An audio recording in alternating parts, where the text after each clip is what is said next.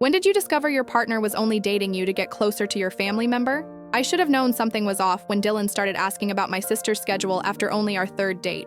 Does she work weekends? He'd asked casually. I thought it was sweet. My sister had moved in 6 months earlier after her divorce, and our small apartment meant any guest affected both of us. He'd bring coffee for both of us, but always remembered exactly how my sister liked hers. Oat milk, no sugar, extra shot.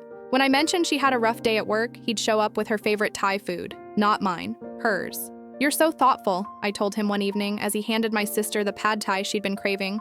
Just want to make sure everyone's happy, he said, but his eyes lingered on her smile a beat too long. My sister, Bree, had always been the prettier one. Growing up, boys would befriend me hoping to get invited to our house.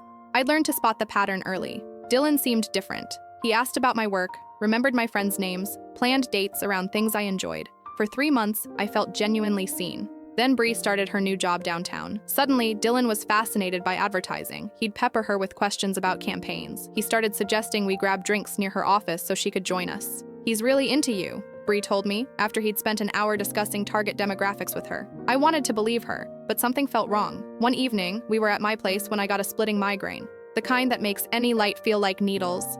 I need to go to my room, I said, pressing my palms against my temples. Poor baby, Dylan said, helping me to my room. Get some rest. I should probably head out anyway. He said he needed to walk his dog. I nodded, grateful he understood. I pulled the blackout curtains and collapsed onto my bed with an ice pack. An hour later, I got up to get some water and migraine medicine from the kitchen. That's when I heard it, giggling. I crept down the hallway and froze at the corner, my stomach dropping before I even looked. Then I saw them, Dylan and Bree, kissing against the kitchen counter. What the hell? I said. They broke apart. Bree's face went white. Dylan just stared at me. How long has this been going on? I asked. You're overreacting, Dylan said. Really? Because it looks like you've been using me to get close to my sister. Nothing happened before tonight, Bree said quickly. I swear. Get out, I told Dylan. We should talk about this.